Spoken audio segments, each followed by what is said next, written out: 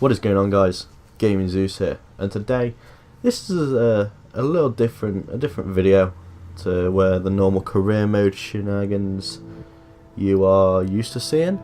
So, what this video is about is basically my take on deadline day business. And the transfer deadline day, you know, I'm just going to talk to you about how I think it went, how, you know, whether or not clubs did good business. Obviously I'm not going to go through every single transfer, but I'm going to go through like the main ones for the top, like say 5 clubs, top 4 or 5 clubs, and you know, I'm just going to give you my take on it. So first up, we have Manchester United and the signing of Marouane Fellaini.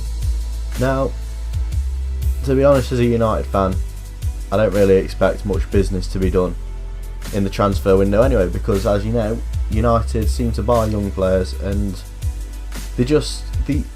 they create stars. They don't really buy stars. Obviously you can argue the fact that Van Persie, yeah, he was already a pretty big player, he was already fantastic, he was an awesome player, but yeah, that was like a one-off. But you know, United don't really seem to do big business when it comes to transfer windows. You know, they buy players who are looking good and then they create them. You know, take Cristiano Ronaldo for example. We bought him when he was about 17, 18, and look at him now. He's the world's best player. You know, partially, I know Real Madrid has helped him to improve his game, but you know, he did fantastically at United, and I think United probably grew him into the player that he has become. And Sir Alex Ferguson did a lot of man management with him and created him. So obviously, you know, like I say, you can argue the fact that United buy stars or United don't buy stars, but I didn't expect any transfer business to be happening for United all the way through the day. Because I went out about 8:30, 9 o'clock ish, and we still hadn't signed anyone. We had been rumoured with Herrera and, you know, people like that, Leighton Baines and Marouane Fellaini, but I didn't actually think any of the business was going to happen at all. So I went out, I came home just after the deadline at about 11:05, 10:11, and I actually checked the Sky Sports Twitter app, Sky Sports app on my phone, and we hadn't signed anyone. There was no news about it, there was nothing. All that happened, all that I could see on it was United had Marouane Fellaini had actually put a transfer request in. So at this point I was getting pretty pissed off. I was like a bit annoyed at the fact, you know, Sir Alex Ferguson's retired, we've got David Moyes in, but we needed that player, we needed that one creative midfielder. You know, you saw United were after Cesc Fabregas all the way through the window. That fell through. So I was a bit disappointed. I did actually have a rant on my personal Twitter account, obviously not this one, not the Zeus one. I had a rant on my personal one, you know, like, for fuck's sake, why haven't we bought anyone? And then I switched on Sky Sports Sky Sports News transfer deadline day, and I noticed it came through all the stories, still hadn't signed anyone, and I was like, right, so where has all this Twitter rumour come through that we've signed someone? And then I check it again about 10 minutes later, and it finally says we've signed Marouane Fellaini. Now, in my personal opinion, Marouane Fellaini is a brilliant player. You know, he was excellent for Everton, but I'm not sure if he's the type of player that United needed. Obviously, I'm happy with the signing. He is a brilliant player. He can chip in with goals. He can play anywhere in that midfield role. You know, he can play as a holding midfielder, a defensive midfielder, or he can play up just behind the striker, you know, where Rooney normally plays, as like a centre forward type of player. But I'm not sure if it's the creative midfielder we needed. We needed someone who was going to be replacing Paul Scholes, basically. You know, yeah, we've got Tom Cleverley, but I don't know about Tom Cleverley. He's not really up to standard. He is a good player, but I don't know if he isn't. Like I say, he isn't the creative midfielder we need. But you know, Marouane Fellaini, he was excellent for Everton last season. and the season before actually he's had 2 good seasons. He's a fantastic player. But like I said, I'm not sure if it's if it was the one that we needed.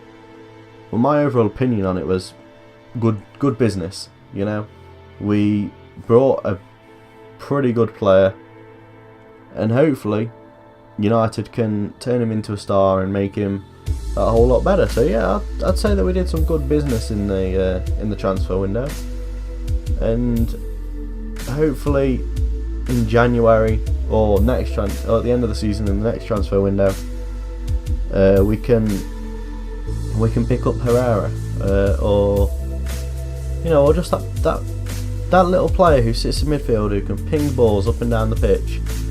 That's the type of player I think we need. But overall, I'm happy with the fact that we managed to get Marouane Fellaini, and like I say, in my eyes, that's good business.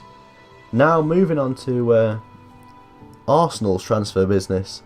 I know a lot of you Arsenal fans are going to be really happy with this, but Mesut Ozil is probably the deal of the window. I never in a million years thought that Arsenal were going to be able to pick up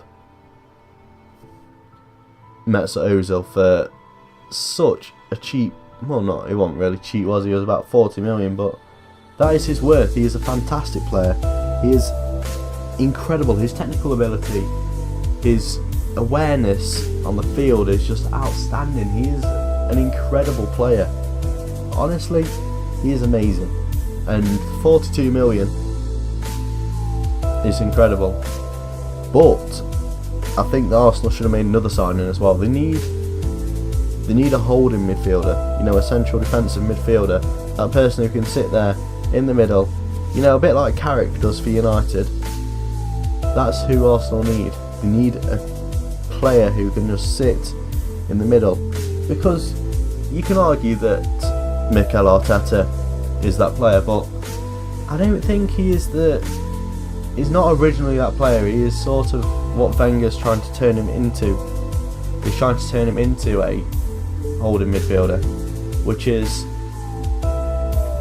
you shouldn't.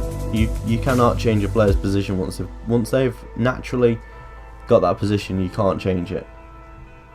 So overall, like I say, excellent business by Arsenal. Mesut Ozil is going to be a talent. He could be the one that's going to be propelling Arsenal into that, fighting for the title. He is that sort of player.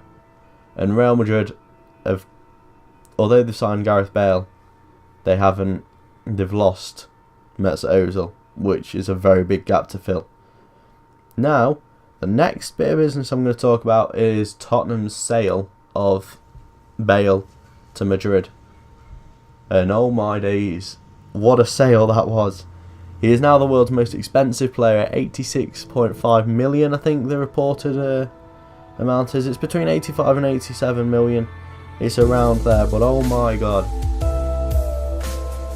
I got to that point where I thought it was just a load of bollocks in the newspapers, talking a load of rubbish like they did last season. Really, I did not see it coming. I did not see it happening. Towards the end of that window, I honestly didn't think it was going to happen. So it was a bit of a shock to me. But although Spurs have made a lot of signings, they have got some big shoes to fill. It's just Bale to Madrid. The thing I'm thinking is, I just don't know if he'll get straight into that squad. Although, yeah, they did pay 86 million for him, so you'd have thought he'd get straight into the squad. But looking at the talent that Real Madrid have, they've got Ronaldo playing left wing, they've got Di Maria right wing, they've got Benzema up front, and then they've got the playmakers, they've got the Modric, and then they've got the midfielders, Xabi Alonso. The only thing that I'm worried about in this transfer is whether or not Bale is going to be a flop like Modric was. All that trouble that Real Madrid went through to sign Modric, and to be honest, he was a flop. He's not exactly done a lot, has he? Let's be honest. He's still a fantastic player, but he's just not made it in the not Champions League, in the La Liga. It's just not been it's just not been that good. He's not been a high enough standard. But with the new manager coming in and Ozil going, the spot has opened up for him to play, So whether or not Carlo Ancelotti will actually play Modric in that attacking midfielder role, or whether or not we play him a bit deeper, sitting next to Xabi Alonso and Khedira. So there's a lot to consider about the Real Madrid team. But Bale, I just don't know whether or not he'll get. Just think about it. If he doesn't score or doesn't have the best of starts to his Real Madrid career, how well is that going to go? Really, let's be honest. It's not going to go very well at all, is it? The fans are going to turn on him, and they're going to be thinking, why have we paid 86 million for a player who hasn't scored in the first 2 games, who's played awful in the first 2 games of the season? So he's got to make a quick start to life in the Champions League and the La Liga. So my eyes, basically, they were the top 3 transfers on transfer deadline day. Not a lot really happened. West Brom brought in a couple of players. Everton brought in some players. I think Everton actually got Lukaku on loan. I think they did. I think Everton got Lukaku on loan, and they got James McCarthy from Wigan. So that they should fit in quite well to Everton's style of play, which should help Everton, be up there for that top 6 position, which I think they could easily get, with that squad. But whether or not they managed to, keep up the form that they had last season with David Moyes gone, it will be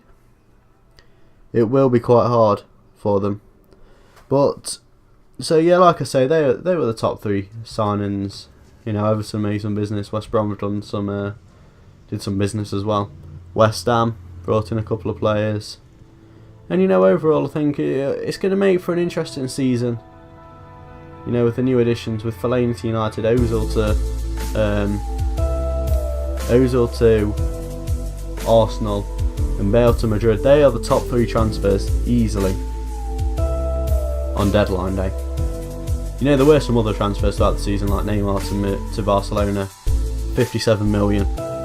A bit of a high price for someone who hasn't proved himself really. I'm not saying he's not a fantastic player, but he hasn't really proved himself to be of that price tag yet. So, it's just a waiting game, isn't it, with these new signings? You've got to see in the long run how well they do, how well they play, and how it all turns out for them. So, that's it from me. That's my thoughts on the transfer window. Thank you all for watching. Like, subscribe, share with your friends, and comment below on who you think did some good business, and comment below about what you thought of transfer deadline day and the record amount spent. I think it was like 522 million. So yeah, comment below in your thoughts. Thanks for watching. Like, subscribe, share with your friends, get them to comment as well. Peace.